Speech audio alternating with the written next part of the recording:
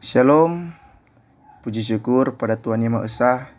Berkat anugerahnya, cinta kasihnya, kita bisa dipertemukan kembali untuk beribadah kepadanya. Walaupun ibadah ini hanya lewat media sosial, tapi saya yakin dan percaya itu tidak akan mengurangi semangat kita untuk beribadah. Untuk itu, marilah kita persiapkan hati dan pikiran kita agar bisa terfokus pada peribadatan kali ini.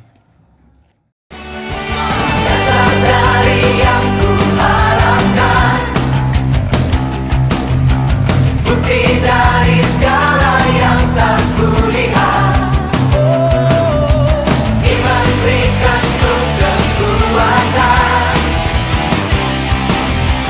untuk melakukan perkara yang hebat. Katakan bersama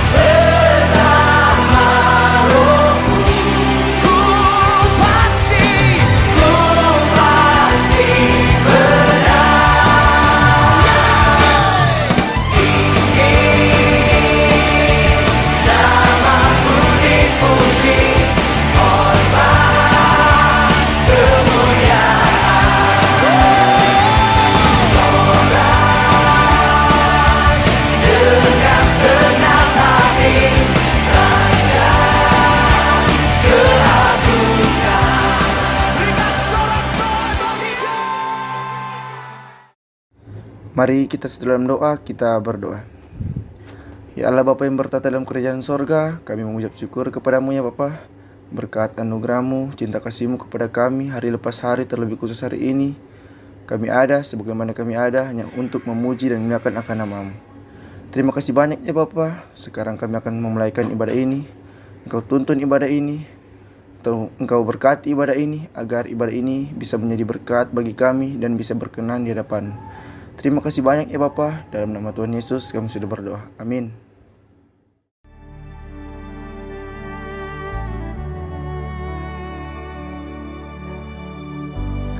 Kemanakah kami mencari kasih sejati? Kemanakah kami berseru saat badai datang menderu? Yang kami tahu hanya Kau yang mampu pulihkan segala sesuatu. Manakah kami mencari kasih sejati? Kemanakah kami berseru saat badai datang menderu? Yang kami tahu hanya Kau yang mampu pulihkan segala sesuatu.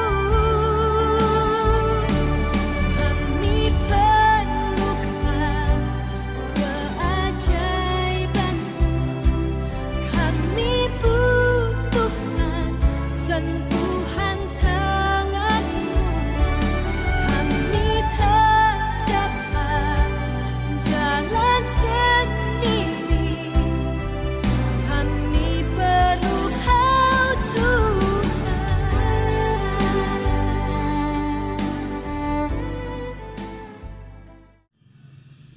Mari kita satu dalam doa, kita berdoa.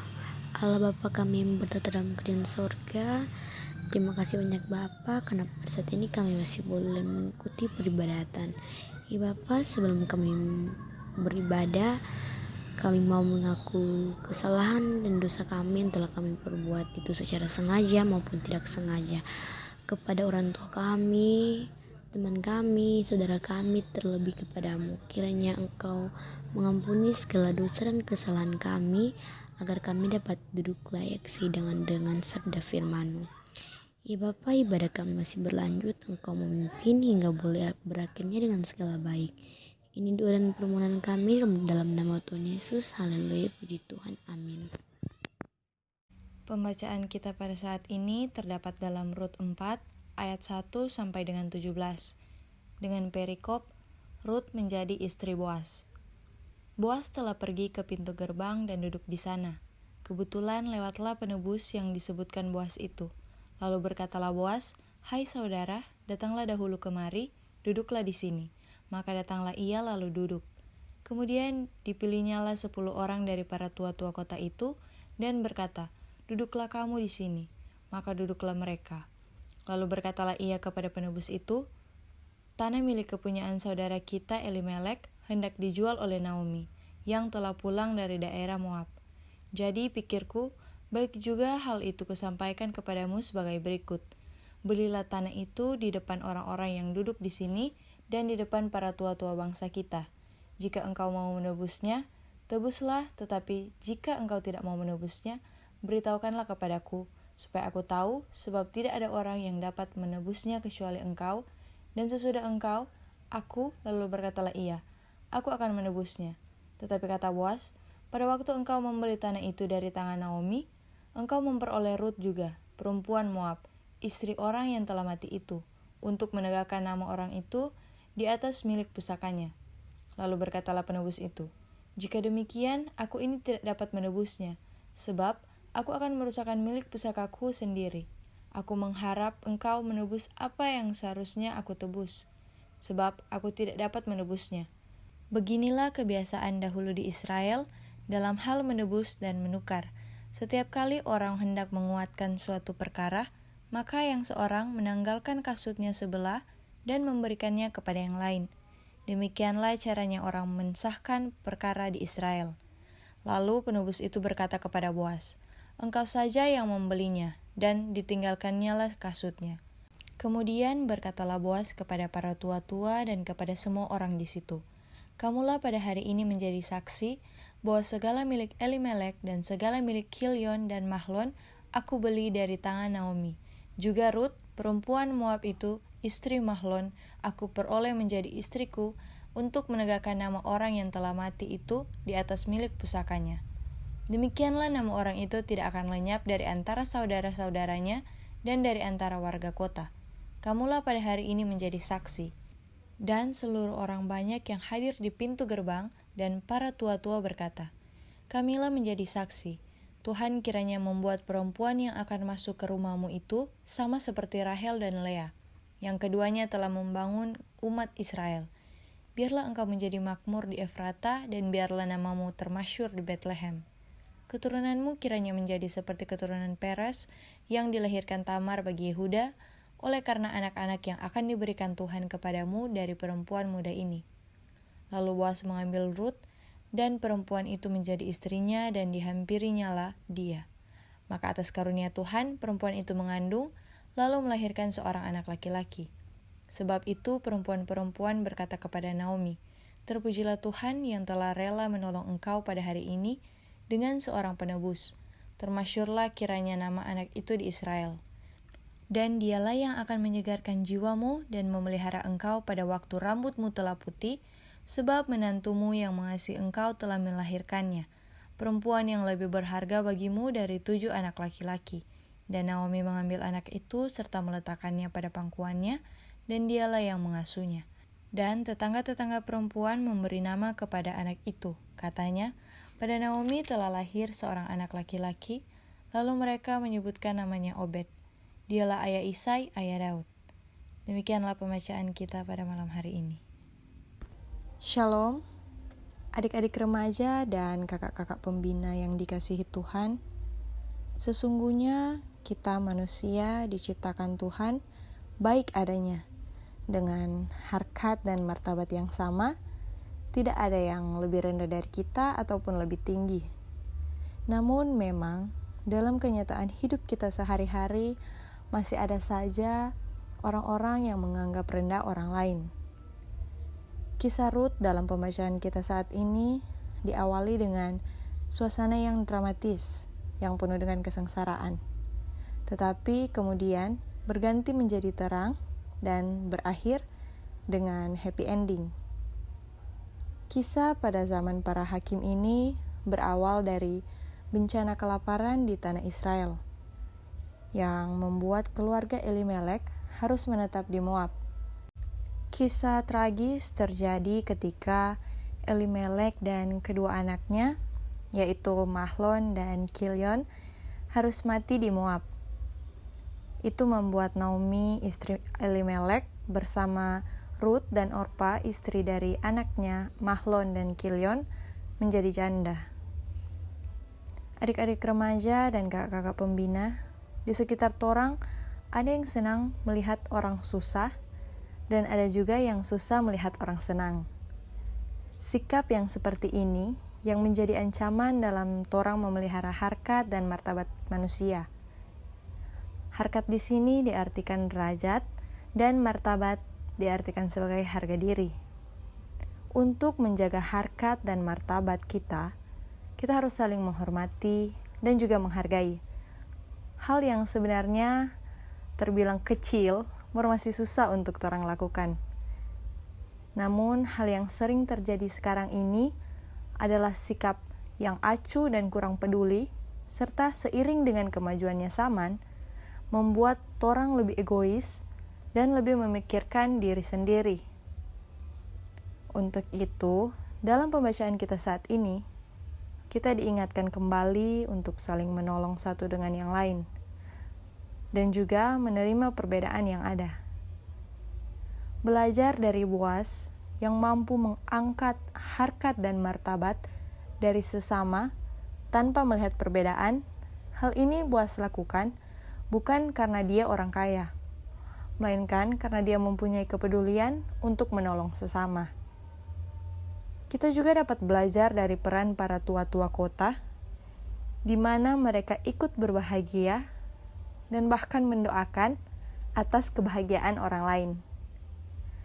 Mengangkat harkat dan martabat kehidupan bukanlah pekerjaan yang sulit. Ini sebenarnya mudah. Untuk itu, milikilah nilai-nilai seperti kejujuran, kasih sayang, rendah hati, saling menghargai, dan juga kebaikan yang nyata untuk peduli kepada sesama. Bukan untuk mendapatkan imbalan, tetapi karena memang kita mau untuk berbuat baik. Amin. Mari berdoa. Bapa Surgawi, Bapa yang kami sembah siang dan malam, ada sukacita yang kami rasakan pada malam ini ya Tuhan. Kami mengucap syukur dan berterima kasih karena kasih dan sayang Tuhan terus kami alami dalam kehidupan kami setiap hari. Terima kasih juga Tuhan atas firman-Mu yang boleh kami dengar saat ini. Kiranya apa yang sudah kami dengar saat ini tidak akan berlalu dengan sia-sia, tetapi akan menjadi bagian dalam kehidupan kami. Bapa di dalam surga, kami mau berdoa untuk pemerintah dan bangsa kami, semua pihak yang sedang berusaha menanggulangi penyebaran dan segala dampak dari adanya virus corona. Berkatilah para tenaga medis dan proses perawatan bagi para pasien agar dapat beroleh kesembuhan. Ya Tuhan, kami juga mau berdoa buat pelayanan remaja jemaat Gemim Yordan, mulai dari penatua, kakak-kakak pembina, serta adik-adik remaja. Berkatilah kami Tuhan agar kami selalu kompak dan saling menghargai di dalam-Mu. Mohon ampun atas segala dosa yang telah kami perbuat. Ini kami yang berdoa, di dalam nama Tuhan Yesus kami berdoa dan mengucap syukur kepada-Mu. Amin.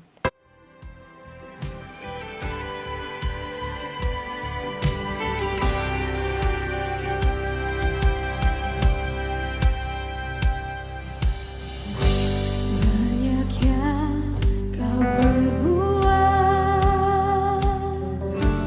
di dalam hidupku, rancangan indahmu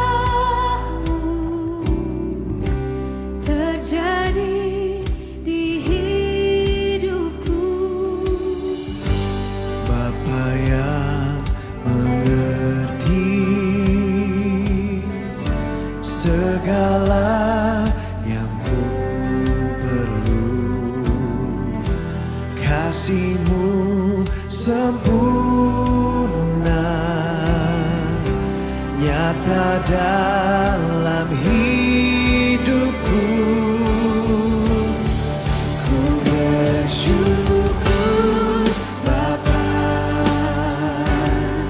ku bersyukur Tuhan, buat kasih setia-Mu di dalam hidupku. Ku bersyukur, ku bersyukur Bapa, ku bersyukur Tuhan, buat kasih setia-Mu di dalam hidupku.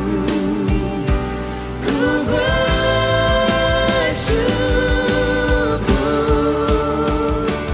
Tuhan.